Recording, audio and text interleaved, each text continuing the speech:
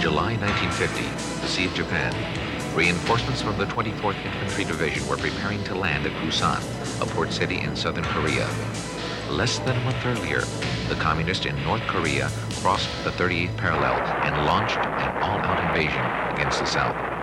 Responding to the pleas of the South Korean government, President Truman agreed to send American troops acting on behalf of the United Nations to help repel the communist invasion.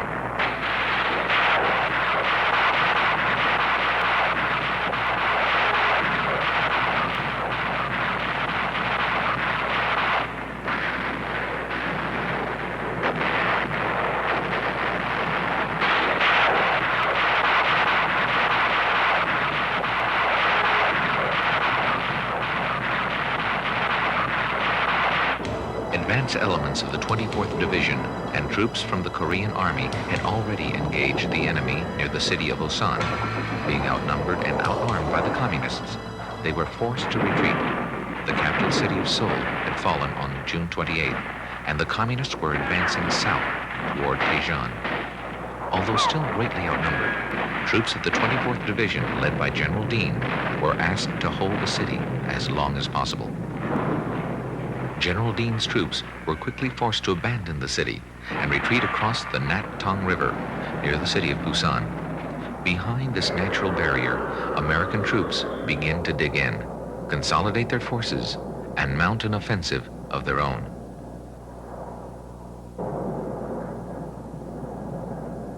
American air support was called on to disrupt thinly stretched communist supply lines.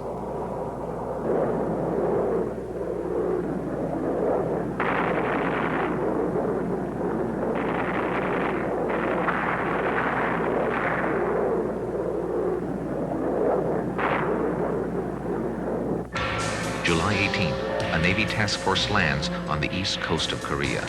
Its mission? To land 27,000 men from the 1st Cavalry Division.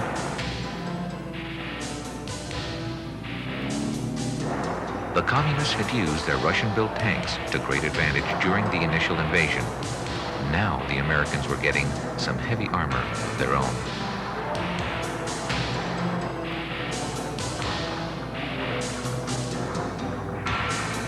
Early in August, General William Keane receives orders to launch the first major offensive and push the communists back from the perimeter near the Nat-Tong River.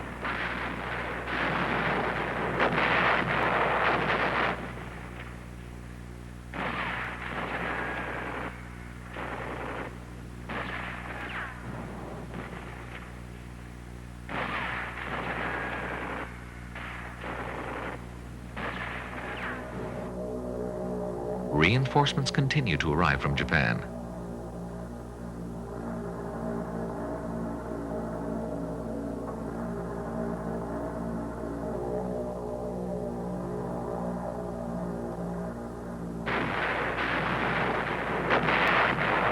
At first, the Red Army is stubborn, but then slowly starts to give ground.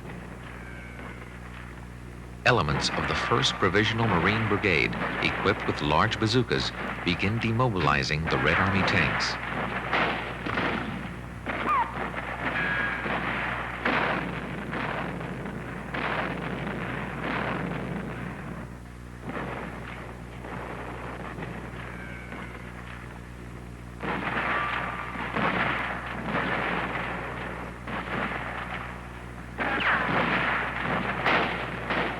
Casualties begin to mount on both sides, but the Americans finally have the Red Army on the run.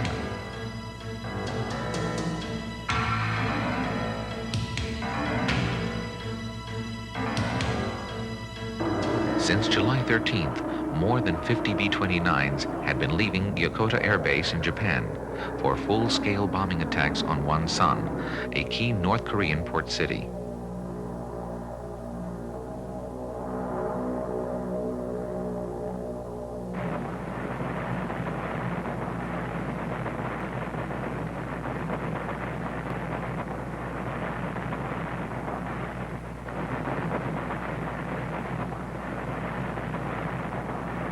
American troops continue to push north toward Seoul.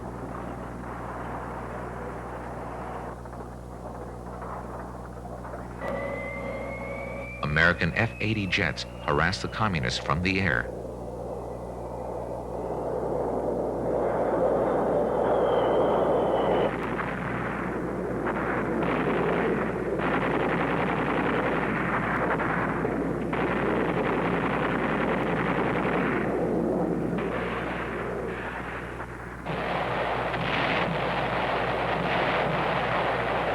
The 8th Army fights its way toward the Hun River, near the outskirts of Seoul.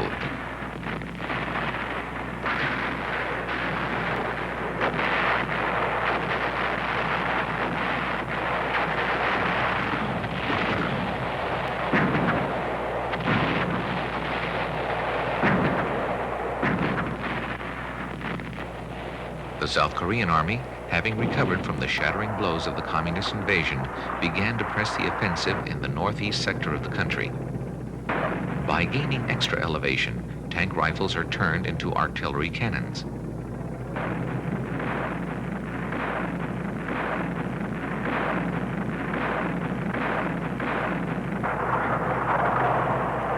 With each passing day, small towns and villages are liberated as American troops move even closer to Seoul.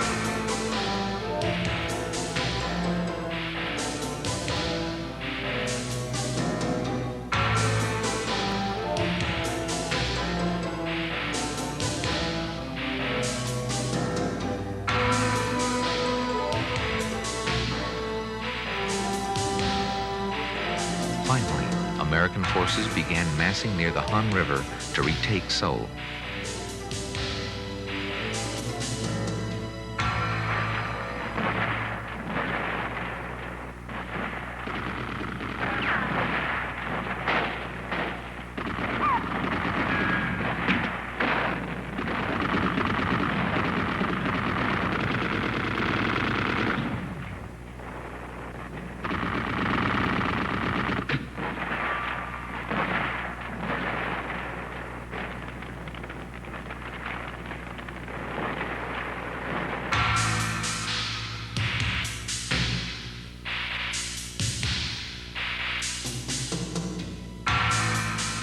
Behind the frontline troops, the dangerous cleanup operations begin. For veterans of the Pacific in World War II, it brings back painful memories.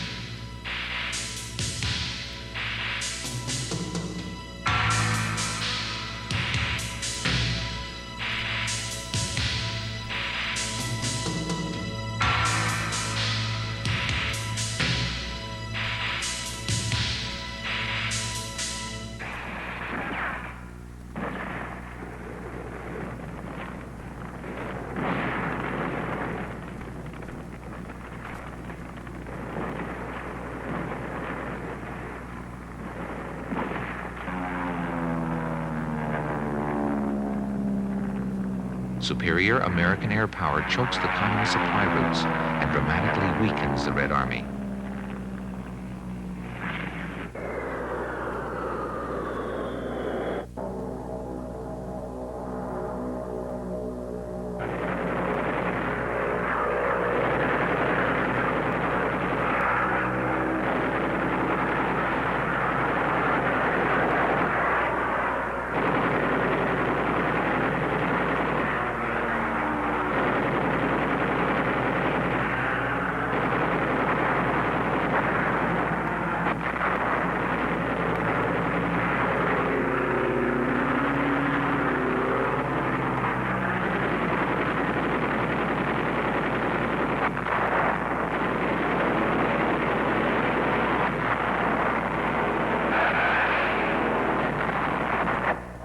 Civilians turn out to welcome the Americans on the way to Seoul.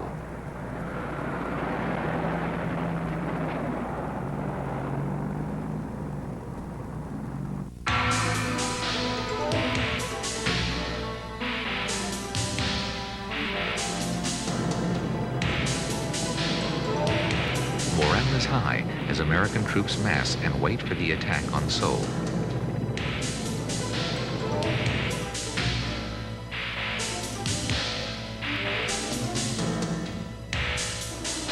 Newly recaptured Kimpo Air Base, south of Seoul, becomes a major staging area for increased air attacks farther north.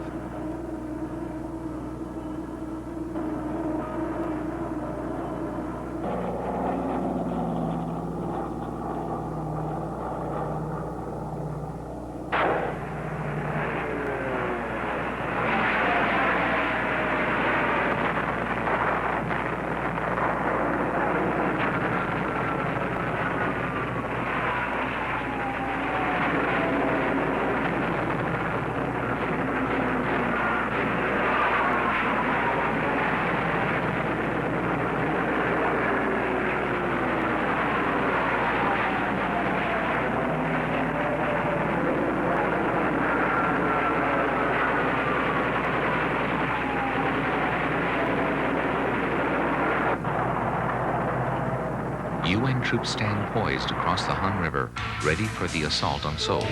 But first, an artillery barrage is used to soften the communist defenses.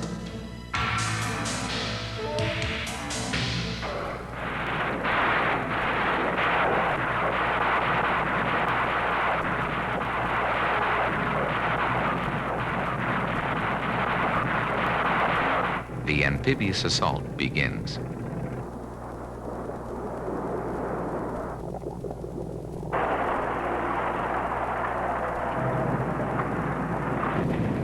Thousand Red troops dig in to defend the city.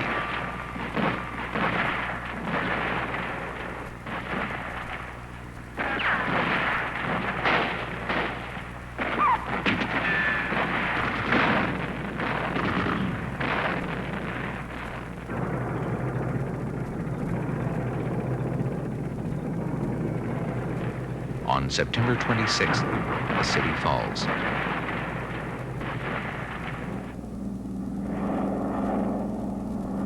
American bombers continued their assault on the north as the Republic of Korea troops moved toward the 38th parallel.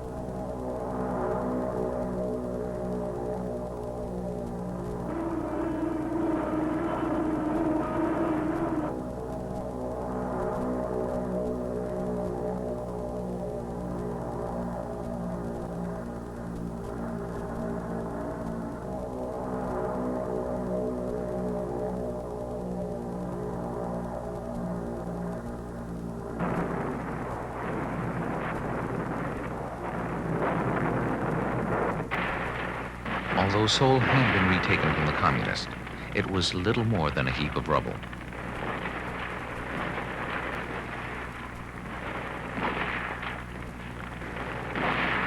While the U.S. Army was pushing northwest toward Seoul, an assault fleet had moved into position off the western coast of Korea near Incheon Harbor, 150 miles behind enemy lines.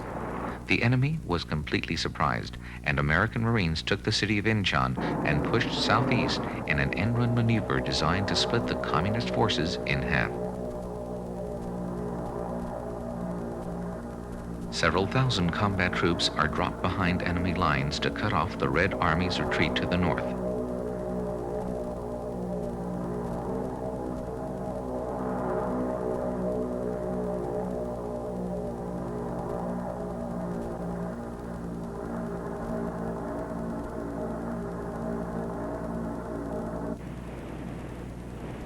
Reinforcements and equipment continue to land uncontested on beaches once held by communist forces.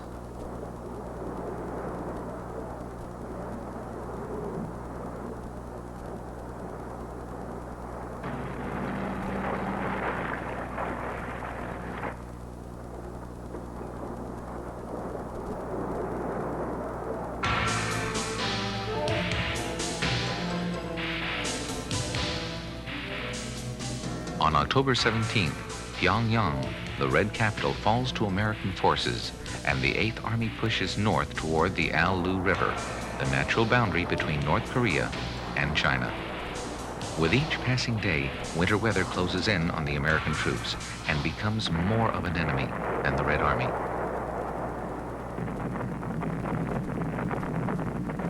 The day after Thanksgiving, the 8th Army launches its final offensive to end the war.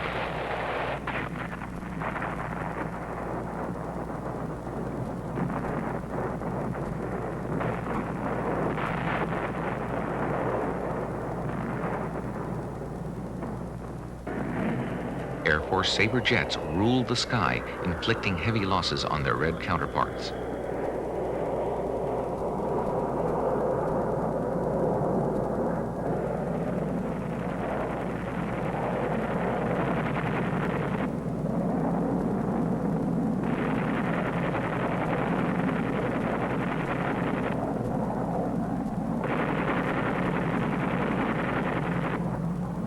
Navy guns pound the shores of North Korea.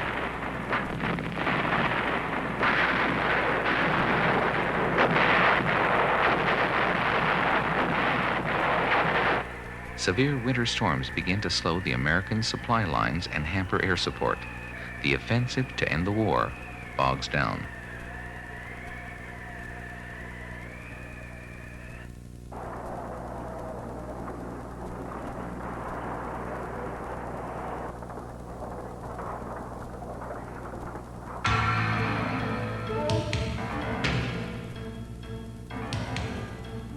American and ROK troops dig in along the Alu River and wait.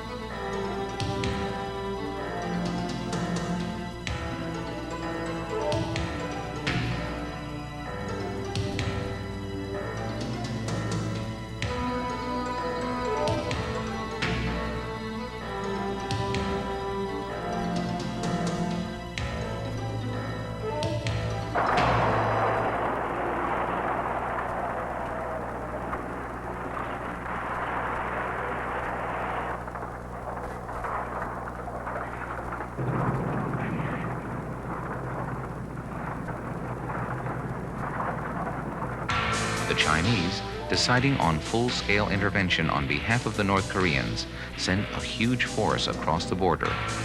The Americans suddenly find themselves on the defensive, fighting, then pulling back.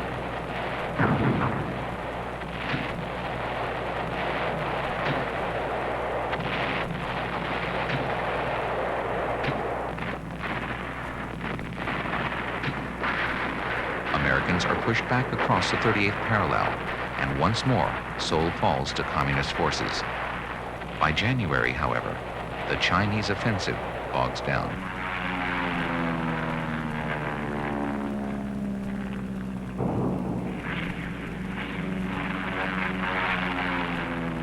With spring approaching, General Ridgway, commander of the American forces, launches Operation Killer and pushes the enemy back.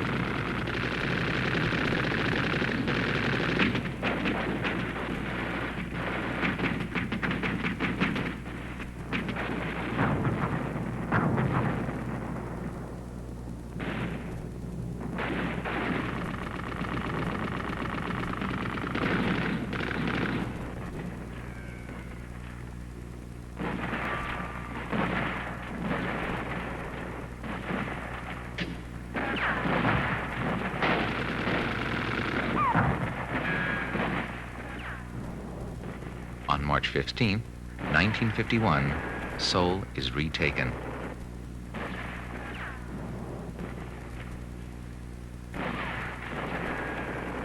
In June, American forces again reach the 38th parallel.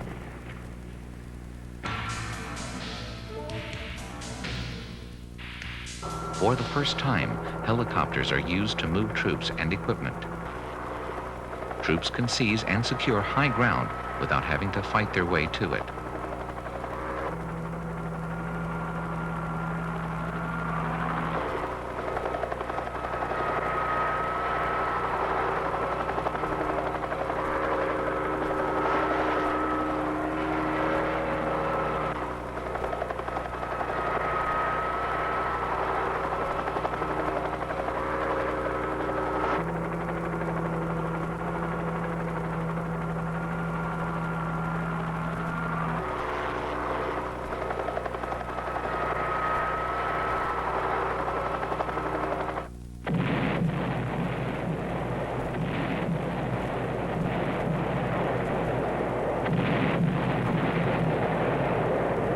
The war now settles into one of attrition along the 38th parallel, with neither side gaining a clear advantage.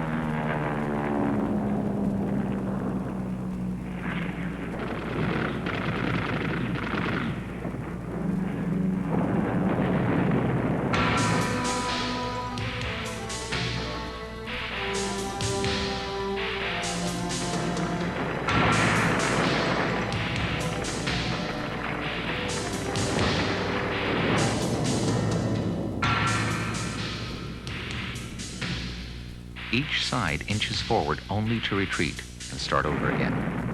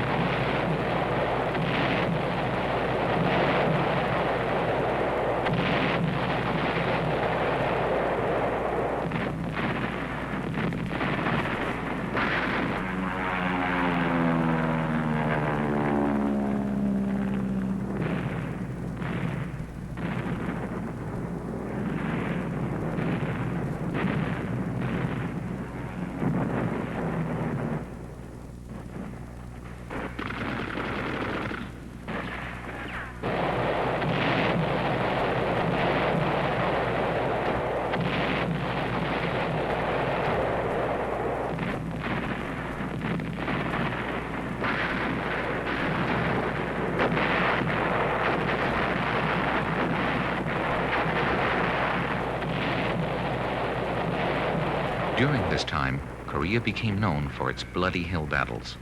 Names unfamiliar to most of us, but a painful memory to those who fought them.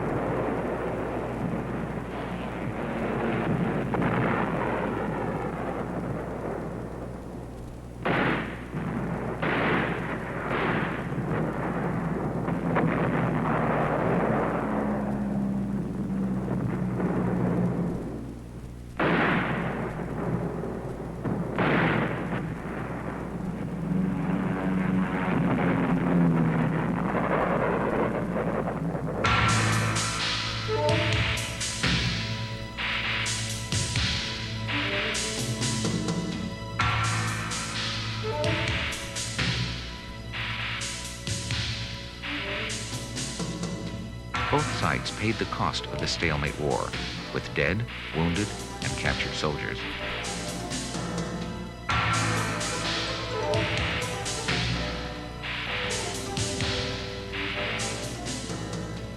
Before being captured, many communist troops would shed their uniforms and try to pass as civilians. Each one had to be painstakingly questioned and their identities verified.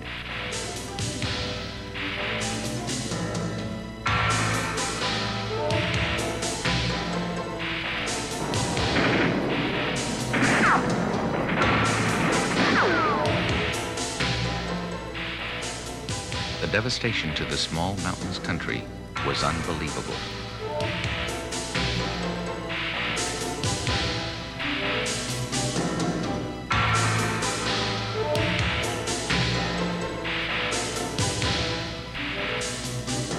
After previous failed attempts at a truce between the two sides, in April of 1953, the Chinese agreed to an exchange of sick and wounded prisoners. It went smoothly, and truce talks were resumed. On July 27, 1953, General Clark signed a ceasefire agreement which brought the fighting to an end.